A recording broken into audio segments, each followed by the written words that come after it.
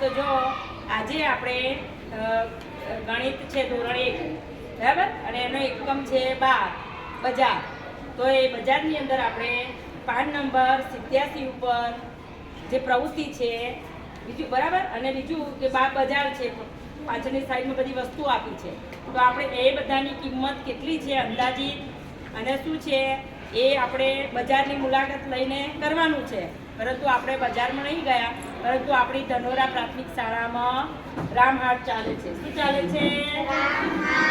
રામહાટ ચાલે છે, બરાબર ને? તો અહીંયા જુઓ તમે, તો આ બધી વસ્તુ આપણે આ બાજુ અહીંયા રામહાટનો ફોટો જોવાય લાવે, આ બધી વસ્તુ આપેલી છે, અહીંયા મૂકી છે. જુઓ બધી રામહાટ વસ્તુ છે ને?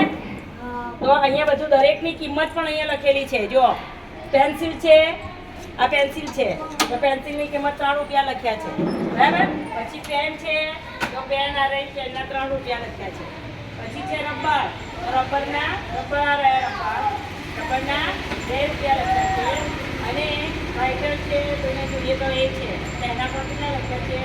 6 રૂપિયા છે, બરાબર. આવી રીતે બધી વસ્તુ મૂકી છે. તમારે જે વસ્તુ જોઈએ એ વસ્તુ અહીંયાથી લેવાની છે, અને પછી એની કિંમત અહીંયા જોવાની, અને એ પછી આ ગલ્લાની અંદર પૈસા નાખવાના છે. તો આ રીતે આપણે બજારમાં ના જઈ શકીએ, પરંતુ આપણી સ્કૂલમાં જ રામહાટ તરીકેનું બજાર ઊભું કર્યું છે. અને અહીંયા આ રીતે આપણે એક એક વસ્તુની કિંમત જોઈએ અને લખીએ, અને ચોપડીની અંદર પણ આપણે લખવાનું છે અને જોવાનું છે. અહીંયા પણ એક એક વસ્તુની કિંમત બતાવે છે સાહેબ, કે આ પેન કેટલાની, ફૂટપટ્ટી કેટલાની, બરાબર. તો આ રીતે આપણે આ રામહાટ છે અને એની મુલાકાત કરી અને ત્યાં શું શું છે જોવા મળ્યું, બરાબર.